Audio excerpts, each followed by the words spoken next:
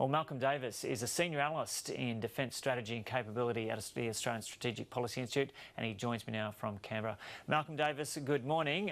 So there was a lot of anticipation about this, a lot of people cynical about where Kim Jong is coming from, but just to see that actually happen, to see that handshake happen and to see him walk over that border, it felt like this could be the start of something significant.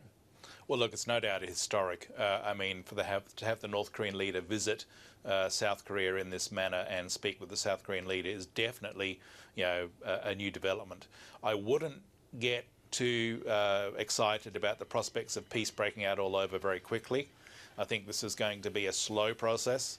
They'll probably make some general joint comments by the end of today about a desire towards denuclearization of the Korean Peninsula and de-escalation of the North-South conflict.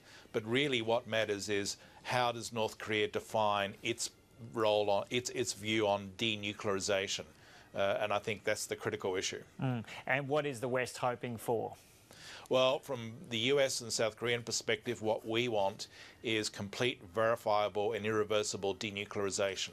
We want North Korea to give up all its nuclear weapons and all its long-range missile capabilities in a manner that is verified through intrusive inspections, and we want that to be irreversible. In other words, they can't reconstitute their nuclear weapons capability.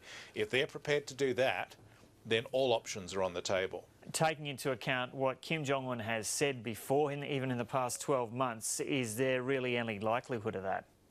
I personally don't think so, but we'll wait and see. I think that what will likely happen is that the North Koreans will want to string this out as long as possible in a staged process, whereby the Americans and the South Koreans give concessions away in return for some minor concessions from the North. But ultimately, at the end of the day, I don't see the North Koreans giving up their most capable nuclear weapons or their most effective missile systems. So how does the West avoid being played here? Well, it's a real challenge in the sense that the West ultimately wants this diplomatic path to work, but they're not going to be played for suckers. And I think that's why President Trump has indicated that he'll walk out on any process that is not going to deliver complete, verifiable and irreversible denuclearization. And so the Americans do have to actually draw a threshold and say, if the North Koreans are not prepared to play ball, then we'll walk away. And we're just seeing some more live shots come through now, Malcolm, from this meeting at Panmunjom House in the demilitarised zone. I can see Moon Jae-in there on the left. Yep. And Kim Jong-un on the right. And I believe, once again, that's Kim Jong-un's sister. Yep. Sitting to his left, who's kind of popped up in a lot of places, hasn't she? She's a power player. I think that sort of Kim wants to keep her close because she's a key ally, and I think that she's going to be a key force in the Kim regime going forward into the years ahead. Yeah. Sometimes it's the case we get a translation with this. They're saying something now. We might just take a little bit of a listen in. Sure. 기대하시는 분들도 많고 또 지난 시기처럼 아무리 좋은 합의나 글이 나와도 발표돼도 그게 제대로 이행되지 못하면 또 오히려 Yeah, so we haven't got a translation on that at the moment, but some initial talk there at the start of this meeting.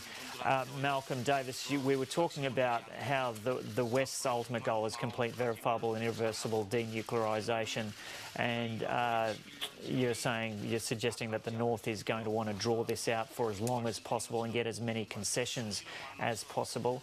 But the West cannot be played on this, but the West cannot expect in the early stages of this that the North will offer that, can they? Well, no, they can't. I don't think that would be realistic either. Yeah. So it's a fine balance between the West achieving its outcomes in a reasonable time frame versus the North getting what it wants within a reasonable time frame. And this is why this diplomatic process is so tenuous and so difficult. And of course, then we get to the Kim-Trump summit in early June, where you have President Trump sitting down with Kim. Just what happens in that meeting is anyone's guess, because it's not at all certain just how prepared Trump is for that meeting. And as a seasoned international observer, how do you feel about there being so much uncertainty about those two personalities in that key meeting? Well, look, it could go either way. I mean, Trump could agree to grab a deal that he can sell back to his base, but he needs to be very careful that whatever he signs up to does not place US and allied interests at risk. So, for example, there's no way he should accept a withdrawal or reduction in US forces on the Korean Peninsula. He also has to pin down North Korea's leader, Kim Jong-un, on his definition of denuclearization. Kim talks about denuclearization of the Korean Peninsula. That could be taken to mean, well, the Americans pull out and withdraw forces from around the Korean Peninsula, but we keep our nuclear weapons.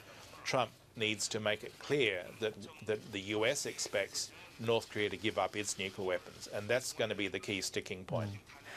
You say there's no way that Trump should agree to even a drawdown of US forces, but doesn't someone have to give ground first? Well, I think that probably the area where we could give ground to a degree would be slight easing of the sanctions and security assurances. Maybe we could change the force posture of those forces. You know, rather than having them close to the DMZ, we could reposition them to the south.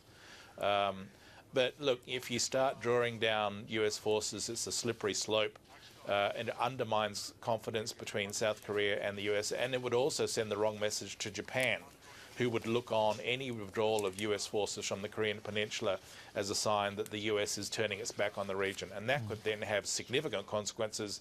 If Japan suddenly loses confidence in the US, it might be tempted to get its own nuclear weapons.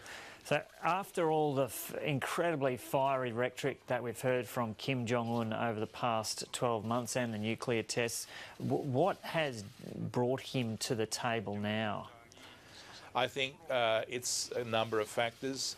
It's the opportunity for Kim to get that recognition of North Korea as a nuclear weapon state and the prestige that he will get from sitting down with a sitting US president.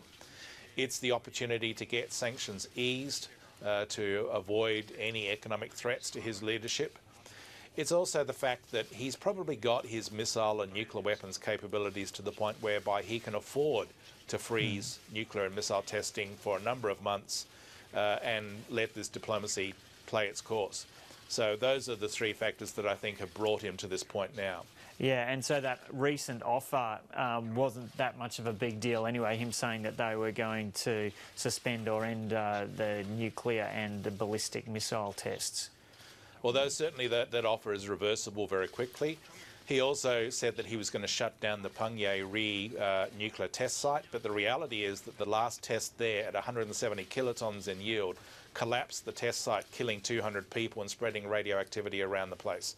So that Panmunjom test site is unusable. So it was an easy concession for him to make. Yeah, and are the Chinese concerned about that incident as well? Because I was reading this morning, one description of that is that the collapsed mountain basically formed a chimney and radioactivity was kind of spewing out the top of that. And is there a concern from the Chinese that some of that could end up in China?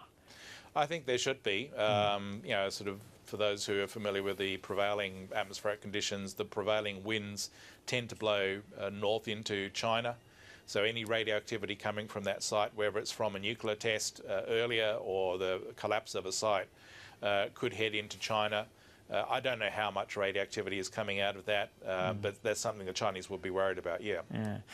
And so I mentioned this to John Blackson, who I was speaking to before. There are a lot of seasoned international observers who are horrified at the thought of Donald Trump being a key player in this. But to what extent, if any, does Donald Trump deserve credit for the fact that we've come to this point? Look, I think, you know, whatever you think about Donald Trump, he has put a lot more pressure on the Kim regime than Obama did or previous presidents did. He's talked about fire and fury and the prospect of destroying all of North Korea. And those are pretty strong messages to send to the regime. And so it's probably resonating in Kim's mind that, you know, maybe this president is serious about using military force against us. And if that happens, the ultimate outcome would be the destruction of North Korea and the elimination of the Kim regime. So that's one thing. The second thing, of course, is the sanctions have been much more rigorous this time. So I think that Trump should get some credit. but not all the credit. I don't think it's just because Trump has put pressure on them that they're talking now. Okay, we'll leave it there for the moment. Malcolm Davis, thanks so much for your perspective there this morning from Canberra. Thank you very much.